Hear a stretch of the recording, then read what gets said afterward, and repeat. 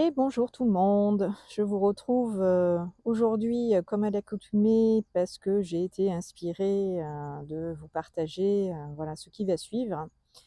Il m'a été, demandé, aujourd'hui de vous raconter, mon histoire d'amour avec les anges. C'est-à-dire comment tout ça, pour moi, a commencé et comment je les ressens, comment je communiquer avec eux, comment, ces contacts, hein, ce dialogue s'établit, tout simplement, avec eux et comment il est possible et comment je vous apprends ici, notamment à travers les petites guidances et les vidéos que je vous partage, à vous-même rentrer, en contact avec, ces énergies angéliques pour pouvoir, être, avec eux, au quotidien, qu'ils fassent partie, de votre vie puisque, ils font déjà partie, de vous, comme, il me semble, voilà, vous l'avoir déjà, expliqué. Les 72 anges sont des champs de conscience angéliques qui nous habitent, hein, ils font partie de nous.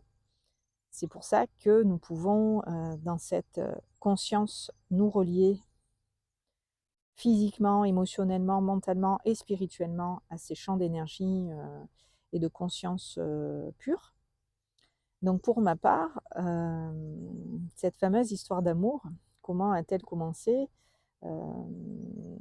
Pour moi, cette reliance existe, depuis toujours, c'est-à-dire depuis que je suis née. Je suis arrivée, en étant pour ma part dans en ayant cette ouverture, en ayant une certaine conscience que nous n'étions pas tout seuls, qu'il y avait des choses, autour de nous, au-delà de nous, que, voilà, je ne percevais pas forcément avec mes yeux de chair, que je n'entendais pas avec mes oreilles, physiques et que je ne pouvais pas toucher, palper comme on tiendrait ici dans la matière, un objet qu'on saisirait. Mais qu'il y avait, des choses, au-delà de moi que je percevais, au-delà des autres que je percevais et j'avais déjà cette, lecture intuitive, plus ou moins consciente.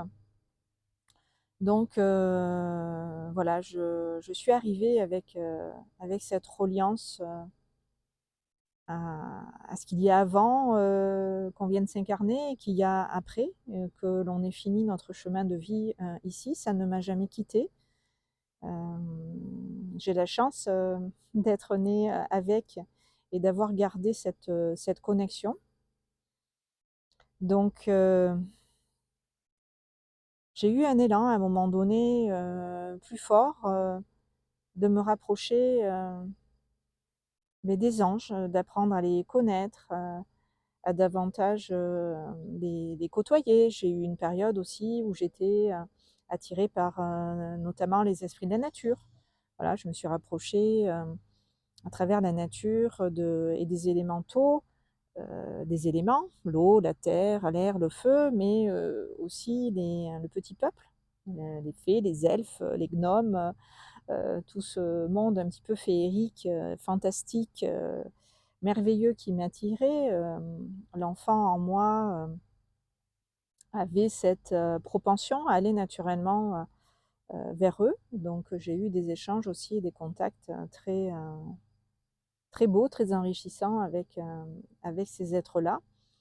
Et pour ce qui concerne, les anges, voilà, comme je vous viens de vous le dire, ils ont toujours été là. Je pense qu'ils m'ont accompagnée pour faire le voyage jusqu'ici. Ils ne m'ont jamais quittée et à un moment donné, voilà, de ma vie un petit peu plus, comme je viens de vous le dire, je m'y suis, intéressée.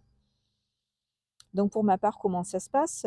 Quand je les ressens, je les perçois. Déjà ma médiumnité à moi, c'est plutôt la clairsentience, c'est mes connexions, mes capacités qui sont les plus développées, les plus déployées, on va dire ça comme ça. Hem, donc comme ici, quand vous rencontrez des personnes, par exemple, à partir du très terre à terre et du purement physique, et quand vous rencontrez, des personnes, ici, dans notre monde, matériel, voilà, comme on dit, le courant passe ou pas, il y a une certaine affinité, il y a un ressenti, des impressions que vous pouvez nommer ou pas. Donc voilà, tout le monde a une énergie particulière, une émanation, une fréquence qui lui est propre, qui est un peu comme sa signature énergétique et vibratoire. Et bien c'est la même chose pour moi, sauf que c'est beaucoup plus poussé, ça va bien au-delà de ça. Quand vous avez des impressions, ressentis par rapport à une personne, vous arrivez à savoir quel est son caractère assez rapidement. Donc pour les anges qui n'ont pas d'ego, c'est pas le caractère que je vais percevoir et ressentir bien entendu, mais c'est l'émanation de ce qu'ils vibrent, des qualités, des vertus, des pouvoirs à l'état pur qui vont se révéler à moi, me traverser d'une manière où je vais pouvoir clairement en parler, clairement mettre des mots sur cette énergie en question. Euh, donc je vais ressentir la vibration de l'ange qui m'habite, que je canalise, et je vais décrire dans ce ressenti ce que l'ange, vibratoirement, énergétiquement, me dit, me communique comme information. Donc tout ça, je le perçois bien avec mes 5 sens, mais dans l'éthérique, dans le subtil. C'est-à-dire avec mes corps subtils, avec mes centres énergétiques. Dans mon propre champ d'énergie, je vais capter tous les champs d'énergie qui sont présents, qui gravitent autour de moi ou autour des personnes que je reçois, notamment en consultation, puisqu'elles viennent me voir pour ça. Elles viennent me voir pour apprendre à mieux se connaître et savoir qui elles sont vraiment pour dans leur véritable nature se révéler. Donc le fait d'avoir cette lecture me permet de mettre des mots sur ce qu'elles sont, sur ce qu'elles ressentent, sur ce qu'elles vivent vraiment dans leur quotidien, les situations qui peuvent les amener à me consulter. Cette lecture, pour moi, vibratoire, énergétique, est très limpide et très claire. Et, euh, et quand un ange vient pour passer à travers moi et transmettre un message, quel qu'il soit, il est toujours accompagné des énergies, des vibrations que l'ange émet. Il se trouve qu'il y en a 72 et ils portent chacun, ils ont chacun dans leur vibration une identité particulière. Voilà, que je sais apprécier, que je sais reconnaître, je sais différencier un ange d'un autre parce que bah, c'est pas la même connotation, c'est pas la même chose qui passe. Ah, il y a des gens, des anges qui ont une énergie plus masculine et d'autres une énergie plus féminine. Vous voyez, là, les 2 derniers anges, on avait l'ange numéro 12 à Aya, qui est une énergie féminine très marquée, très identifiée, très maternante, très maternelle. Et dans la foulée, on a une énergie avec l'ange Yézalel, très affirmée aussi dans des particularités du principe masculin, des énergies plus masculines, comme, comme l'autorité, la discipline, la droiture, la fermeté, la solidité, la force, voilà, quelque chose de plus yang, quelque part. Donc, si vous voulez, d'un ange à un autre, on voit la différence. Elle est, des fois, il y a des nuances et c'est peut-être moins marqué, suivant. Il y a des anges plus discrets et des anges plus affirmés, ou c'est que moi, je suis pas encore suffisamment ouverte aux fréquences vibratoires de certains, qui fait que j'ai un peu du mal à les côtoyer, comme quand ici, vous connaissez des personnes mais de loin, ou que vous ne les avez pas encore vraiment rencontrées, vous ne pouvez pas dire comment elles sont, ni ce qu'elles sont. Il vous faut aller à leur contact, il faut rentrer justement dans leurs énergies, dans leurs vibrations pour savoir qui elles sont et expérimenter ce qu'elles peuvent vous apporter dans cet échange, ce qui va être partagé, transmis. Pour les anges, c'est pareil. Si vous souhaitez acquérir les vertus, les qualités, les pouvoirs à l'état pur d'un ange en particulier, déjà c'est pas mal d'intégrer notre ange gardien, puisque on a tous un ange gardien qui nous est attitré depuis notre naissance, un ange gardien qui nous aide dans notre quotidien. On appelle d'ailleurs l'ange gardien physique. Déjà intégrer les qualités, les vertus, les pouvoirs de cet ange-là, c'est déjà très très bien. Donc vous pouvez commencer par là. Mais après voilà, vous pouvez avoir envie plus particulièrement de travailler aussi sur certaines distorsions que vous avez. Les distorsions, ce sont, pour faire simple, on pourrait dire que ce sont l'inverse des qualités, ça serait des défauts, des dysfonctionnements, des façons d'être, d'agir, de se comporter erronées, qui ne servent pas en tout cas le divin, ce que vous êtes par essence, et qui vont même à l'encontre du divin et de votre nature. Donc certains anges, suivant la régence de l'ange en question à ce moment-là, vous pouvez rentrer en résonance ou en dissonance avec les énergies de l'ange qui régit une période en particulier voilà, du calendrier. Là, par exemple, Yezalel, il est avec nous plus particulièrement dans notre présence du 21 mai au 25 mai. Cet ange va rentrer en résonance ou en dissonance avec vous suivant ce que vous avez besoin ou de travailler ou d'acquérir, ce qui va de pair d'ailleurs. Mais certains anges peuvent vraiment, dans leurs énergies, vous déranger parce que vous n'avez pas intégré certaines leçons, vous n'avez pas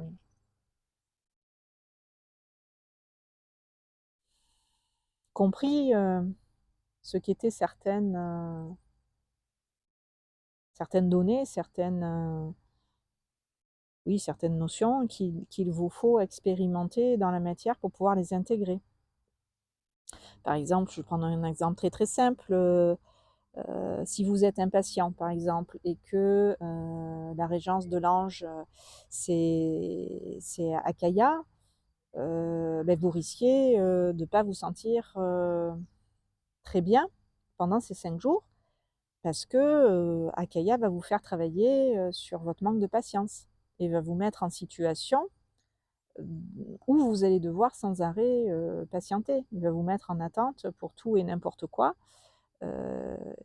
Si vous ne travaillez pas pendant sa période de régence sur ce qui vous manque cruellement, ou que vous n'entendez pas que c'est important pour vous de prendre votre temps, de vous arrêter, euh, de réaliser que vous avez du temps tout simplement, et que ça ne sert à rien de courir partout, d'être tout le temps pressé. Bon, vous allez rentrer en dissonance clairement avec cet ange, et ça peut être aussi, voilà, pas forcément 5 jours sympa d'être en contact avec cet ange-là. Donc voilà, c'est pour vous dire que c'est pas toujours agréable, suivant voilà, les énergies sur lesquelles vous avez à progresser.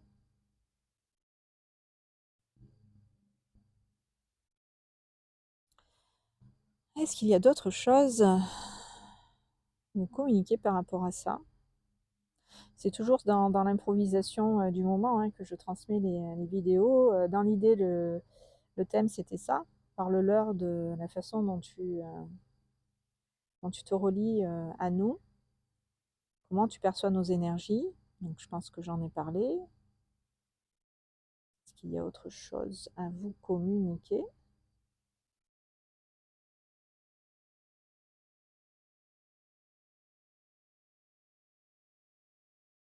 On peut, ils me disent, prendre un temps, là, ensemble, tout de suite, pour simplement fermer les yeux, être consciente de votre corps de votre souffle, de votre respiration,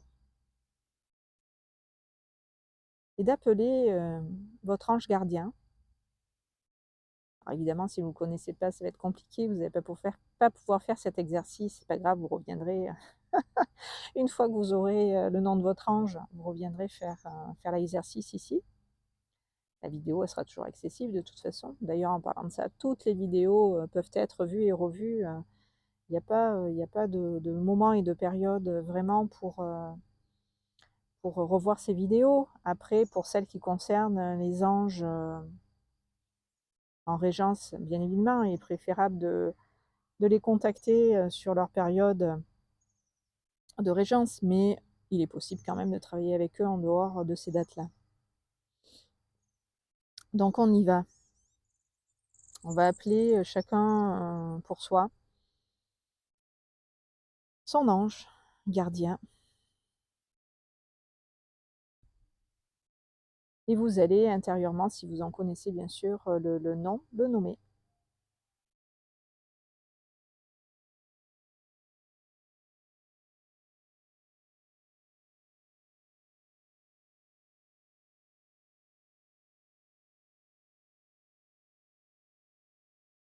Alors, je vais vous dire à mon niveau ce qui se passe quand je l'appelle, mais je pense que ce sera la même chose pour vous, sinon je ne le ressentirai pas. Et comme je le fais les choses avec vous et que vous les faites avec moi, il y a de fortes chances que ça soit pareil de votre côté. Ça fait comme une vague d'énergie qui tournoie comme ça, qui part des pieds, qui remonte, qui redescend.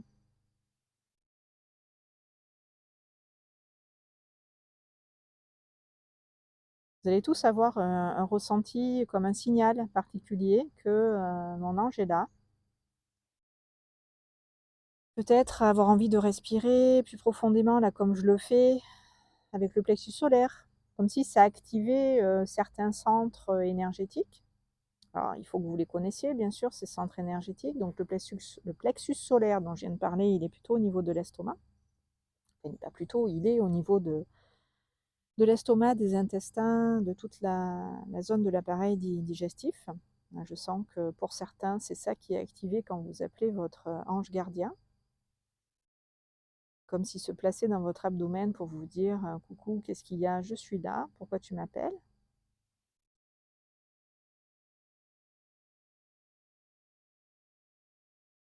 Pour certains, vous allez vous sentir entouré, enveloppé, comme si l'ange, il s'amusait en spirale à tourner comme ça autour de vous, dans le sens des aiguilles d'une montre, qui peut vous amener à inspirer plus profondément sa présence, l'émanation de son énergie comme un doux parfum.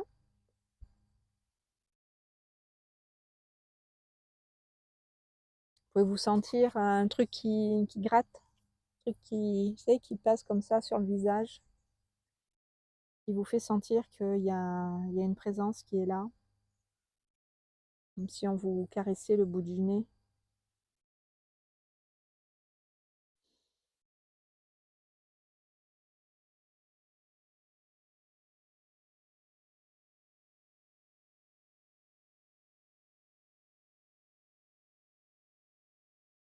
Ça peut être une chaleur douce, intérieure.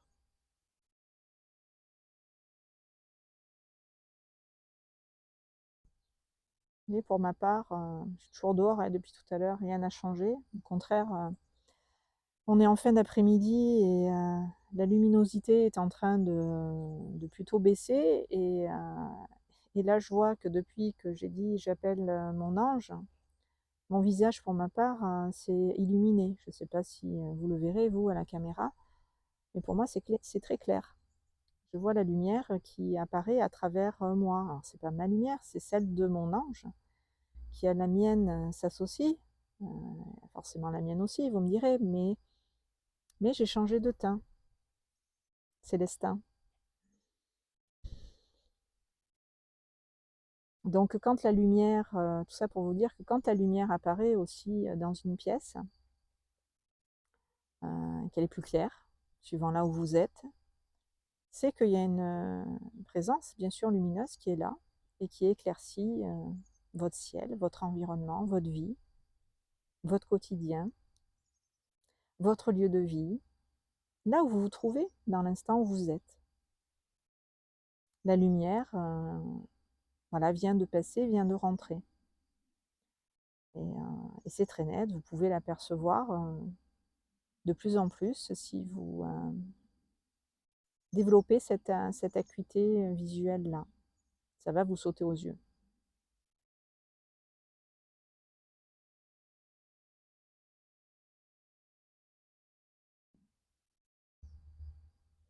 En tout cas, quoi qu'il arrive, et quel que soit l'ange qui est le vôtre, quel que soit votre ange gardien, quand on appelle notre ange, on est tout de suite bien. On est apaisé, on est centré, on est posé, on est calme, on est détendu, on est comme enveloppé, entouré d'une énergie bienveillante, aimante, mais profondément bienveillante, profondément aimante. On se sent tout de suite bien, on est heureux, on est joyeux, bon, bien sûr, suivant notre état d'esprit. Si vous pleurez au moment où vous appelez votre ange, bon, vous n'allez pas tout de suite sourire, on est d'accord, mais vous allez sentir un mieux.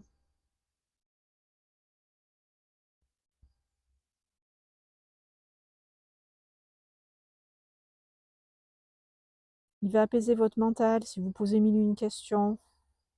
Il va faire le vide dans votre tête pour mieux être en contact avec lui et avec les informations qu'il vous envoie, les idées qu'il vous communique, ce qui vous inspire en fait pour que ça aille bien dans votre vie et que vous preniez le bon chemin. Les anges sont des guides spirituels de haut niveau.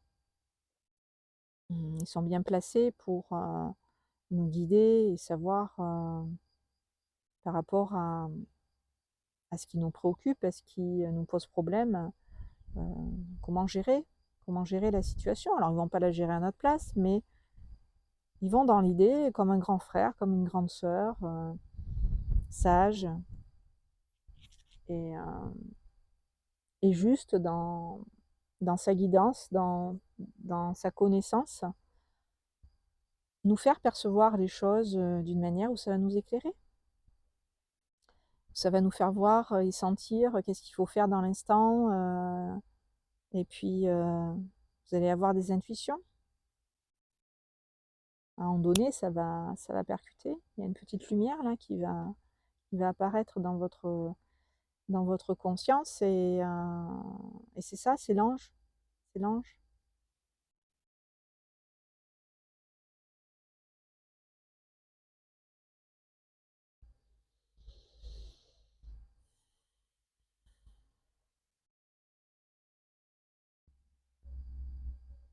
Voilà, mais je vais vous laisser sur ces mots en la présence de votre ange gardien. Continuez avec lui d'être, de communiquer. Vous pouvez prendre un papier, un crayon, voilà, et laisser venir ce qui vient suite à cette guidance. Peut-être que voilà, des choses du ciel vont tomber.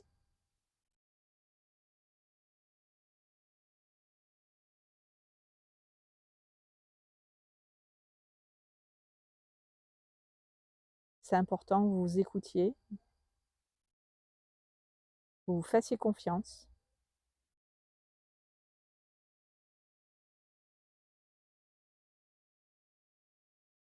pour entendre la voix des anges. Je vous embrasse très très fort et puis je vous dis à très bientôt pour une autre guidance. Bye bye.